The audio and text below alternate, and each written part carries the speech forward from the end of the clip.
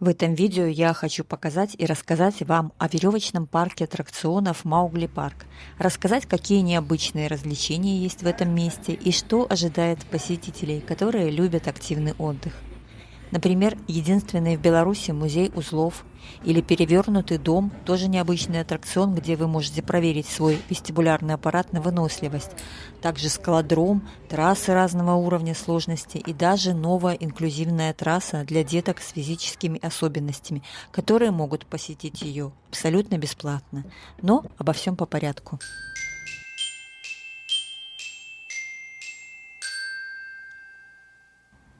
Парк активного отдыха Маугли Парк смонтирован на открытом воздухе в лесном массиве в микрорайоне Вишневец, между станцией переливания крови и костелом, напротив магазина «Санта». Работают они с 10 утра, и я приехала пораньше, чтобы поснимать парк без посетителей.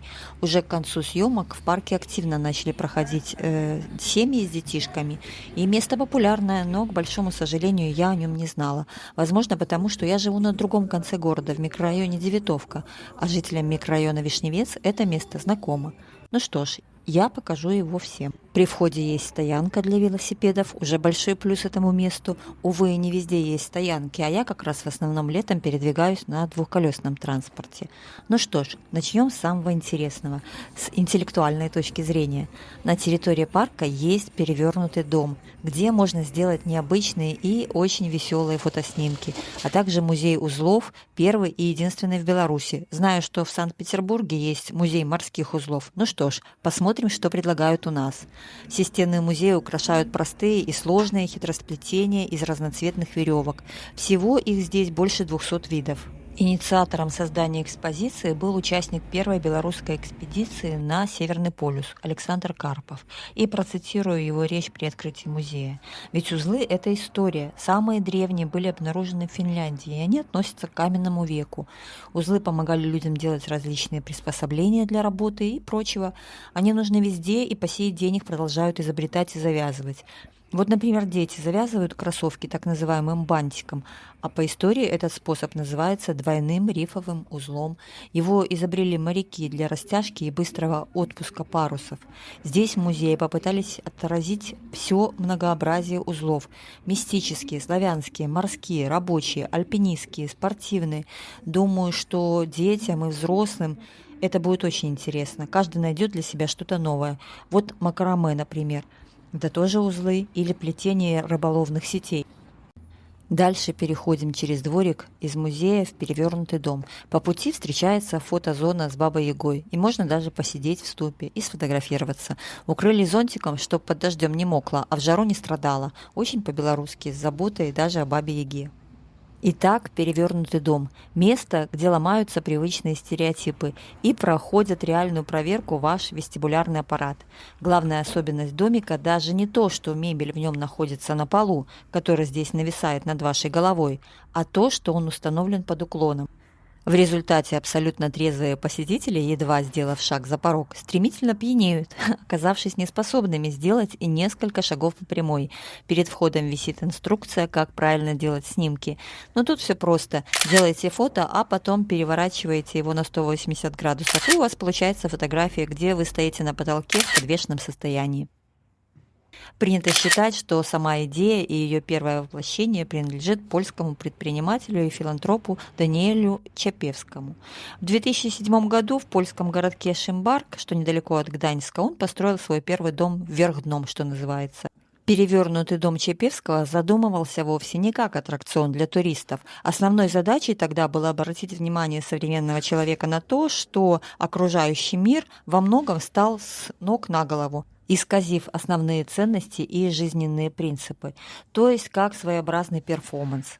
Для того, чтобы усилить эффект, Даниэль Чапевский не просто перевернул свой дом, но и уронил, что называется, его на землю под углом, к горизонту одновременно в двух плоскостях, и в результате появился феномен, ставший одной из основных причин распространения перевертышей по всему миру и превращения их в туристические аттракционы. Благодаря особенностям работы сознания и вестибулярного аппарата человека внутри помещения наблюдаются необычные эффекты. Посетителю начинает казаться, будто дом падает, катится, уходит из-под ног. Создается иллюзия нарушенной гравитации, проявляющаяся в том, что человек внезапно как бы пьянеет и оказывается не в состоянии сделать и несколько шагов по прямой. В общем, очень рекомендую, и не только из-за снимков, но и из-за удивительного эффекта на ваш организм. Вот и проверьте, насколько крепкий у вас вестибулярный аппарат. В общем, однозначно рекомендую. Каких только аттракционов тут не построили за 6 лет работы парка. Есть развлечения для самых маленьких, которые будут играть с мячиками в сетках-кубах или проходить в сетях лабиринт. Есть трассы для малышей не выше 30 сантиметров над землей. Проходя их, можно тренировать свою ловкость и выносливость. Есть также трассы для детей постарше. У входа в кассу висит ростомер и четкие инструкции, какого роста можно проходить ту или иную трассу. Это сделано не только для вашей безопасности, но тут еще действует принцип разумности. Например, с ростом 150 сантиметров вы просто не дотянетесь до тех креплений, до которых необходимо дотянуться рукой, чтобы ухватиться и преодолеть очередной участок трассы, как это легко может сделать человек с более высоким ростом. Так что дело тут вовсе не в дискриминации по росту либо возрасту, а просто все продумано для вашего удобства и безопасности, которой здесь уделяется очень много внимания. Везде около каждого аттракциона висит табличка с инструкцией, и перед началом преодоления той или иной трассы опытные инструкторы все проговорят вам еще раз.